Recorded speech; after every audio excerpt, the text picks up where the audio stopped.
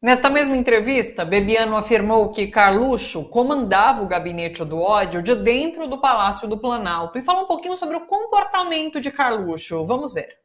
Essas pessoas morrem de medo do Carlos e fazem o que ele manda fazer. Mas o comportamento dele mostra uma instabilidade muito grande, um nível de agressividade, na maioria das vezes uma agressividade despropositada, não é muito grande, aquilo não é normal. E o presidente não consegue se contrapor ao filho.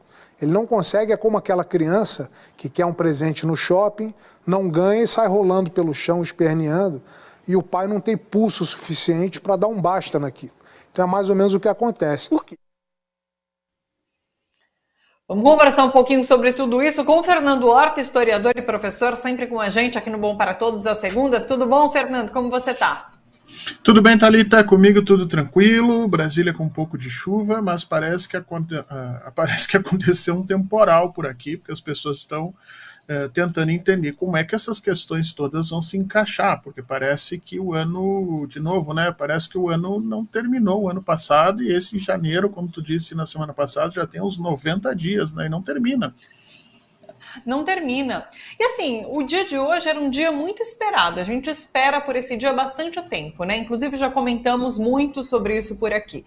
Enfim, se chega até Carlos Bolsonaro de alguma forma, através da ABIN nesse momento. Mas há a expectativa de que se relacione de alguma forma tudo isso que era produzido por meio dessa ABIN paralela, que ela vem sendo chamada de paralela, mas era o uso da estrutura toda da ABIN para abastecer ali interesses familiares, nem pessoais, né? Interesses familiares ali do clã Bolsonaro. A ABIN toda, não era uma ABIN paralela, era a própria ABIN que fazia esse papel. E daí essa expectativa de relacionar a ABIN com o gabinete do ódio. Então, como o gabinete do ódio se utilizava dessas informações para atuar ali, seja em redes sociais, seja no achaque, desafetos de Jair Bolsonaro e da família Bolsonaro.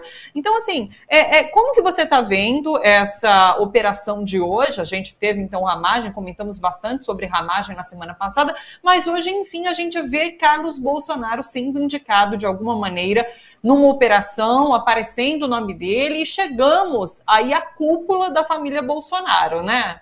A cúpula do clã Bolsonaro, chegamos à família Bolsonaro. Como que você vê o dia de hoje, essa operação? Vamos falar de três coisas importantes. A primeira você já citou aí, que eu acho que é essencial, a gente tem que parar de falar em ABIN paralela, embora a expressão esteja sendo usada única e exclusivamente para fazer a ligação com a culpabilidade do clã Bolsonaro, mas a gente tem que reconhecer que a ABIN se tornou uma ferramenta miliciana, porque é assim que os milicianos agem. Entram dentro da estrutura do Estado e, a partir daí, passam a usar essa estrutura, que precisa ser sempre usada em interesse coletivo, soberano, né, com o objetivo de fortalecer a democracia. Eles fazem exatamente o contrário, eles passam a usar essa estrutura para dilacerar a democracia. Então, a gente tem que entender que a ABIN inteira está fazendo parte disso, não é uma parte ou outra. Eu acho que nisso você tem razão. A segunda coisa que a gente tem que compreender nesse processo todo é que o custo de manutenção das mesmas pessoas que estavam no governo anterior dentro do governo Lula, que lá atrás, não sei se tu te recordas, foi uma das coisas que eu me embati muito, que era necessário fazer uma desbolsonarização. O custo foi o ano passado inteiro, nós passarmos sob uma tutela de um golpe, porque a tentativa foi no dia 8 de janeiro, mas depois em junho e julho teve aquele escândalo com relação ao GSI, mais adiante nós ficamos sabendo de mais informações que continuavam. Os militares seguem intocados nesse processo e agora a gente fica sabendo que até de janeiro de 2024, a ABIN seguia sob coordenação do delegado Ramagem, porque é impossível você imaginar que o delegado tinha celulares, computadores que eram da agência e, portanto, se logavam aos sistemas de inteligência de forma direta, da mesma forma como Carlos Bolsonaro, a ABIN seguia como parte dessa ferramenta de Jair Bolsonaro para destruir o processo democrático brasileiro. Agora, esse custo é um custo nosso, que o nosso governo resolveu pagar quando permitiu que as mesmas pessoas seguissem lá, porque houve a troca do diretor da ABIN, houve, Mas o diretor da ABIN colocou no seu segundo, terceiro e quarto escalão as mesmas pessoas que estavam trabalhando com o Jair Bolsonaro e que tinham sido indicadas por ele. Então, cara, pagamos esse custo e se continuarmos errando, Thalita, não sabemos onde isso vai terminar. E o terceiro ponto que a gente tem que entender é que essa própria live que está sendo demonstrada aí é a prova cabal de que a ABIN seguia vazando para o clã Bolsonaro as suas funções. Porque a live mostra que Bolsonaro sabia do que ia acontecer hoje. Ele pode não saber onde, ele pode não saber que ação ia ser tomada, mas ele sabia que uma ação contra a família Bolsonaro estava para ser tomada nos próximos dias, e ele vem a público fazer um pedido, que ele está fazendo um pedido aí para as elites brasileiras. Ele diz claramente na live dele: eu defendo o agronegócio, eu defendo a Faria Lima, eu defendo os interesses e vocês têm que me proteger, a mim e a toda a minha família, porque é a primeira vez que o Carlos Bolsonaro aparece dentro de uma live com ele nesse processo todo. Então, na realidade, a investigação sobre essa live também precisa ser colocada nesse processo, porque vai revelar que até hoje ainda temos pessoas dentro do governo que vazam informações importantes para o clã Bolsonaro. E isso é característica de milícia, isso é característica da estrutura fascista que foi montada dentro do governo e que nós optamos por não tirar. Muito bem notada a participação de Carlos Bolsonaro na live. Realmente, ele nunca tinha aparecido em outras lives, mas ele é colocado nessa live que foi ao ar ontem aí da família Bolsonaro. Fernando, inclusive muito se fala que, assim, Bebiano lá atrás já denunciava, então, a montagem dessa, ou pelo menos um desejo de montagem dessa ABIN paralela, e nada foi feito desde então, né? Hoje a gente consegue uma operação como essa, por quê? Temos um outro Procurador-Geral da República, que não engaveta tudo que chega à sua mesa, e uma instituição Polícia Federal diferente, com mais autonomia de ação? Eu acho que não, Thalita. Eu acho que quando o Bolsonaro se elege em 2018, ele se elege em cima de uma carta branca que as elites brasileiras deram para ele. O Bolsonaro se elegeu em cima da ideia de que qualquer coisa menos o PT. E o qualquer coisa era ele. Inclusive, ele declarou durante toda a campanha o que ele ia fazer, que ele ia matar não sei quem, que ele ia metralhar não sei quem, que a democracia é para a ponte da praia, né? E assim a gente sabe que tudo o que o Bolsonaro já fez, ele jamais pode ser acusado de ter enganado politicamente as pessoas. Ele sempre declarou que ele ia fazer isso. E as elites brasileiras acharam que era um bom espaço, tanto a elite financeira, econômica, que vinha há 2 ou 3 mandatos se sentindo oprimida pelas medidas de igualdade social que o presidente Lula colocava, quanto as elites liberais, que coordenam aí a STF, a própria Polícia Federal e todas as estruturas, tanto de polícia quanto judiciária no Brasil, fazem parte dessas elites liberais, que entenderam que havia que se dar um basta nessa condição do Partido dos Trabalhadores no projeto de transformação social que o partido vinha colocando. Ali Bolsonaro se elege, ganha carta branca e faz o que ele bem entende durante 2 anos. Quando começaram a morrer 300, 400 mil pessoas na pandemia, essas elites deram um passo atrás e disseram: não dá, a economia não cresce, esse cara ameaça diariamente, dioturnamente os nossos poderes, porque ele foi para cima do STF, e agora passa a matar a população. Então não há condições. A partir dali, na metade de 2021, houve um grande acordo social e político de que Jair Bolsonaro não podia continuar, e as elites vieram atrás de Luiz Inácio Lula da Silva, tornaram ele elegível novamente pela verificação dos absurdos que elas mesmas tinham cometido nos processos contra ele, e fizeram o que se chama de acordo de, vamos dizer assim, de frente ampla. A perseguição hoje que se faz efetivamente aos crimes que Bolsonaro cometeu é fruto desse frágil acordo de frente ampla que está sendo colocado, e principalmente da mentalidade completamente republicana do presidente Lula de não se meter nas instituições e permitir que elas funcionem. Agora, elas só estão funcionando porque as elites se deram conta de que Bolsonaro é mais perverso do que elas jamais imaginaram que um governo que buscasse igualdade social, como eram os governos do PT, poderiam ameaçar elas. Finalmente, elas se deram conta que tem coisa pior no mundo do que a igualdade social que elas tanto temem. Realmente o fascismo ameaça a todos. Então, não vejo como que seja uma novidade da Polícia Federal, diferente, ou um procurador-geral que não engaveta. Eu acho que é um consenso social das elites brasileiras de que Bolsonaro não pode voltar. Falando sobre essa questão do governo Lula e a forma como age com essas estruturas, que muitas, inclusive, infiltradas pelo bolsonarismo, né? Como você vê esse republicanismo em tratar as instituições? Talvez exacerbadamente, porque já se falou em demissão do número 2 da ABIN, por exemplo, que seria um bolsonarista, mas o diretor da ABIN, há pessoas do governo que querem segurá-lo, apesar de alguma forma, ele saber de tudo isso que está acontecendo. Não sei se sabia, na verdade, mas enfim, com computadores da própria ABIN nas mãos de outras pessoas, tudo é muito estranho, tudo é muito curioso. Como que você vê a forma republicana como o governo Bolsonaro está tratando essa questão, Fernando? Governo Lula, como o governo Lula está tratando essa questão, né? Governo Lula, desculpa. Eu chamo isso de republicanismo infantil. É aquele republicanismo que acha que as instituições são neutras, que elas, deixadas a sua própria condição, elas vão trabalhar única e exclusivamente a partir dos seus méritos, dos seus objetivos constitucionais, né? É um republicanismo que esquece toda a sociologia do poder que existe, toda a história do Brasil, um republicanismo que é um republicanismo acrítico, que não deveria fazer parte das formas como nós governamos. Qual a alternativa a isso? Bom, é preciso construir uma alternativa a isso, ela ainda não está lá, mas eu acho que esse é um republicanismo muito, muito, muito temerário para o Brasil, porque as instituições, sobretudo aquelas que detêm monopólio legítimo da violência de Estado, e a gente está falando aí do judiciário, a gente está falando aí das polícias, a gente está falando aí do Ministério Público, a gente está falando aí do Exército e do aparato de inteligência, elas não podem ser entendidas como instituições que trabalham para a democracia. Elas são instituições que a sua gênese é antidemocrática. Elas estão ali para fazer um contraponto ao processo da democracia e, portanto, elas precisam ser pervasadas, elas precisam ser permeadas pelo controle popular, pelo controle democrático, pelo controle institucional transparente que nós precisamos instaurar cada vez mais nisso. Mas elas são refratárias à transformação.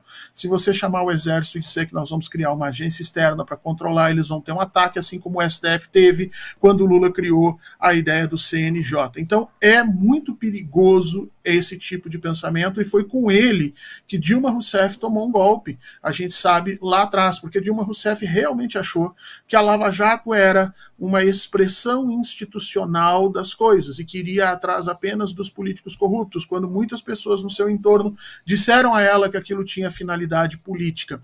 Então, novamente, estamos cometendo esse mesmo erro, mas me parece que essa é uma forma do presidente governar, uma estrutura de pensamento dele, e acho que não vai mudar.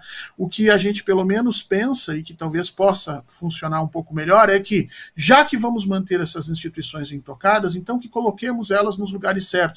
A ABIN não tem que ficar sob controle militar, a ABIN tem que ficar sob controle civil, a ABIN tem que ser uma agência que sirva à presidência da República, que sirva aos poderes constitucionais para se protegerem e se precaverem de ações como nós estamos vendo aí dessa estrutura fascista que se estabelece. É preciso mudar essas coisas de lugar, ou nós vamos ficar tomando golpes em looping, Thalita. A cada 2, 3, 4, 5 anos, uma nova turma de delegados, de juízes, de militares, chega, acende a estrutura e passa a partir daí a organizar essa estrutura segundo os seus interesses, que a gente, por sorte, fica tentando que sejam democráticos, mas eles podem não ser.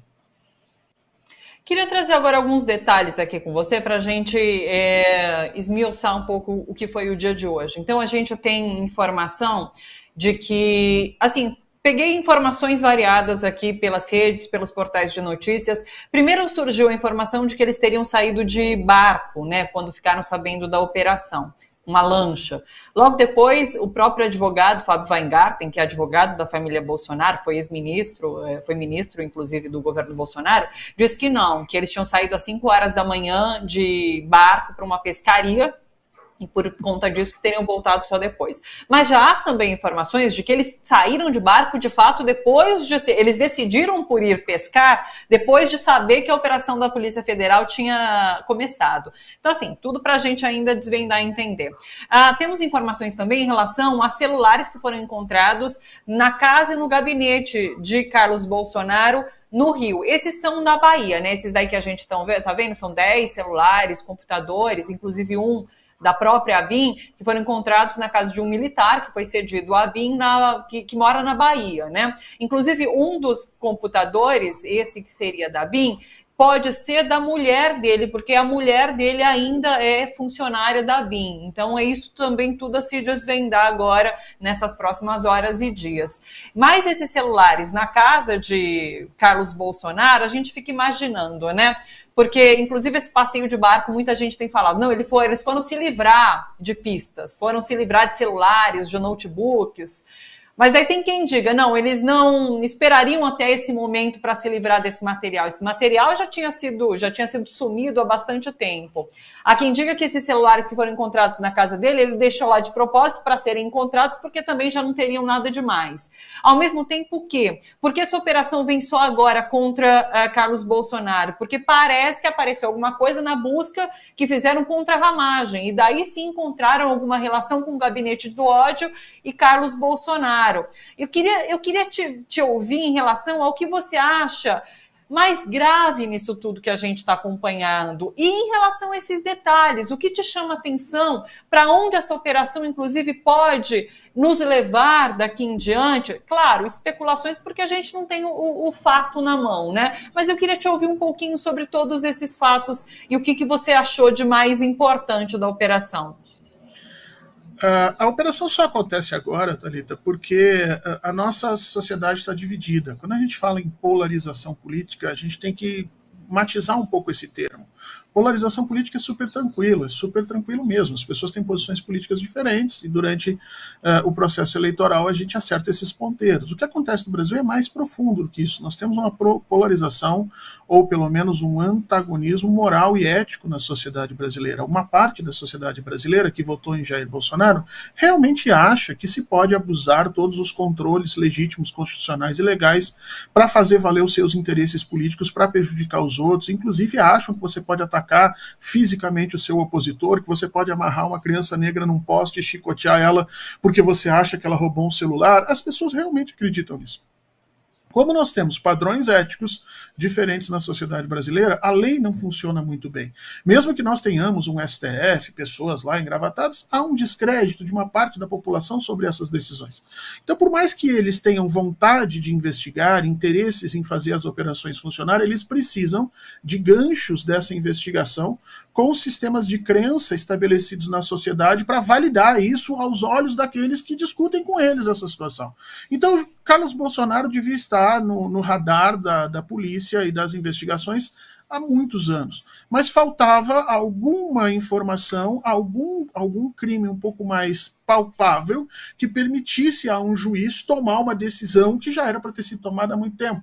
E isso por quê? Porque nós temos uma divergência ética e moral dentro da nossa sociedade cultivada, aumentada, estraçalhada ao limite pelo fascismo de Jair Bolsonaro. E aí parece que aconteceu nos últimos dias essa ligação que permitiria a chegada a Carlos Bolsonaro. De novo, essas informações elas vazaram, com certeza, por isso que Jair Bolsonaro fez a live ontem, tá? Não vazaram em totum, no todo, ou seja, é óbvio que não saiu ali quando ia ser, onde ia ser, quem é que ia fazer, mas saiu a informação de que amanhã vai ser uma coisa muito séria contra vocês, se preparem, é possível que eles tenham se preparado, sim, mas o Estado tem também uma série de mecanismos para avançar nesses processos de investigação e não ficar dependente só da informação que é deixada por aqueles que estão sendo investigados. O Estado tem condições de ir atrás, tem investigadores para isso, inteligência para isso e acesso para isso. Então, por mais que Jair Bolsonaro tente se livrar de pistas, e certamente ele vem fazendo isso há muito tempo, ele tem dois grandes problemas para isso. O primeiro é a sua baixa inteligência de realmente não entender muito bem o que está acontecendo, senão ele já tinha saído até do Brasil. E a segunda é que esses sistemas seguiam operando, Thalita. E é isso que a gente tem que entender. Ninguém se livra de pistas de sistemas que continuam operando. A ideia de que essas figuras continuam com os celulares, continuam com acesso, porque a gente está falando em celular e computador da ABIN, mas a gente tem que dizer o correto para as pessoas. Essas pessoas continuam com acesso aos sistemas de informação mais internos da ABIN. E isso não se consegue eliminar da noite para o dia. Então, por mais que eles tenham ido pescar para jogar, vamos dizer assim, toneladas de celulares e computadores na Bahia, eles não vão conseguir se livrar de todas as evidências que são ali coletadas. E eu acho que se a pista for correta, se a pista for quente, como se usa nas investigações, muito provavelmente aqueles celulares que estão ali não serão só de Carlos Bolsonaro, mas nós teremos celulares de outras pessoas e a coisa vai entrando numa bola de neve e em pouco tempo nós vamos ter a família inteira impregnada dessas evidências e vai ser muito difícil para os bolsonaristas continuarem negando. É uma informação que não se confirmou ainda, é de que a Polícia Federal iria apreender os celulares de todos que estavam ali na casa de Angra dos Reis. Então, de Jair Bolsonaro, de Carlos e de Eduardo.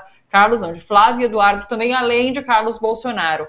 Então, essa informação veio a princípio, não foi confirmada, mas se isso se provar real, de fato, a Polícia Federal vai ter ali na mão bastante material para averiguar e para se aprofundar nesse processo investigativo. Beleza, acho que é isso. A gente tem ainda muito a acompanhar em relação a esse caso, que é escandaloso de qualquer forma, apesar da gente ter informações sobre isso ali desde 2020, quando o Bebiano deu as informações pela primeira vez, já eram nomes que aí rondavam o nosso noticiário. A partir disso, inclusive, você fala sobre o bolsonarismo, né? Isso tudo em relação a Ramagem. Ramagem seria candidato à Prefeitura do Rio de Janeiro, né? Pode vir a ser ainda, na verdade. Tudo isso enfraquece o bolsonarismo? Como você vê o bolsonarismo sendo atingido por esse tipo de investigação da Polícia Federal e esse tipo de notícia, Fernando? Do ponto de vista dos eleitores de Jair Bolsonaro, não enfraquece. Quem acredita em Jair Bolsonaro, quem vota nele, vota porque ele é realmente perverso, porque ele usa todas as ferramentas para fazer valer os seus interesses políticos e porque ele persegue incansavelmente seus opositores, chegando inclusive a prometer acabar fisicamente com eles, e é isso que essas pessoas querem. Eu me recordo um tempo atrás, quando as pessoas diziam assim, nós vamos mostrar que Moro agiu em conluio com o Ministério Público, e aí isso vai enfraquecer Moro, quando na realidade isso fortaleceu o Moro, porque as pessoas que sempre estiveram ao lado de Moro e o apoiavam exatamente porque ele era desonesto e rompia com todos os limites estabelecidos na Constituição. Então segue valendo isso para o bolsonarismo. Para as vestes bolsonaristas, o que está acontecendo simplesmente aumenta, vamos dizer assim, aumenta o apoio e a força política que eles têm. Agora, dentro das franjas políticas, ou seja, daqueles grupos de pessoas que estão em dúvida, que têm ainda alguma formação institucional mais sólida, que têm princípios do que é justo, do que é normal, do que se precisa dentro de um país democrático, que sabe o que é o norte constitucional, essas pessoas começam a ter um certo perigo, um certo medo de se associar com eles. E aí é que o Estado tem que aparecer. Porque o Estado tem que puni-los de tal maneira que dissuada essas pessoas que estão no processo de convencimento, se vão ou não apoiar Bolsonaro, de que elas o façam, porque o custo disso tem que ser mais alto. Se a gente simplesmente fingir que nada está acontecendo, ele se fortalece, e é muito provável que Ramagem siga a sua candidatura e que obtenha mais votos do que a gente estava imaginando, também por conta disso. O Brasil, Thalita, não é para amadores. No Brasil a gente jura e pensa que temos um país onde as pessoas sempre trabalham em função do que é bom, do que é justo e do que é honesto, mas esse é só um sonho que a gente tem. Nada na história nem nas nossas instituições aponta para esse tipo de comportamento. Somos uma sociedade extremamente violenta, brutal, racista e que não tem um pingo de vergonha de dizer que quer ver o seu inimigo abaixo, vamos dizer assim, né, abaixo do solo, enterradinho, quietinho, e é contra esse tipo de sentimento que a gente tem que se levantar. Fernando, ponto alto da semana, na sua opinião, a gente vai continuar vendo desdobramentos dessas investigações da Polícia Federal? Algum outro ponto para a gente ficar de olho? Eu acho que o ponto alto da semana são os enormes problemas políticos que o presidente Lula tem que resolver em janeiro. Quer dizer, ele vai ter que deslindar essa questão sobre o controle da inteligência brasileira, das informações, como é que isso vai operar, assim como ele vai ter que se resolver na questão da educação. Hoje nós estamos tendo o CONAI aqui, por 4 ou 5 dias vamos ter o CONAI aqui, a Conferência de Educação aqui em Brasília. Isso significa que o presidente vai ter que tomar posições que talvez ele não quisesse nesse momento. As coisas vão afunilando, e é por isso que o janeiro se tornou tão longo. Então, como é que o presidente vai trabalhar essas questões todas para conseguir aumentar o seu capital político e enfraquecer um pouco mais essa estrutura que segue tentando uma tomada de poder não democrática no Brasil? Porque a gente não pode se enganar. Toda essa investigação simplesmente aponta para que aquelas ferramentas que foram usadas pelo bolsonarismo para as tentativas de golpe do dia 8 não foram colocadas de lado e seguem operando talvez. O presidente tem que tomar um pouco de cuidado com isso tudo. É isso. Fernando, sempre muito bom começar a semana aqui com você, viu? Muito obrigada, uma ótima semana para você. E a gente volta a se encontrar na segunda-feira, então. Beijo grande, até. Obrigado, Thalita. Beijo para todo mundo. E chegamos ao dia 29 de janeiro. Espero que amanhã seja 30 e depois 31. Mas se começar tudo de novo, eu não vou ficar assustado, porque tá complicado, viu? Prometo que a gente se encontra só em fevereiro, tá bom? Tá bom. Um beijo, até. Fernando Horta, historiador e professor, sempre com a gente aqui às segundas. Ajude a financiar este canal, seja membro. Mande um Pix para canalfernandohorta@gmail.com.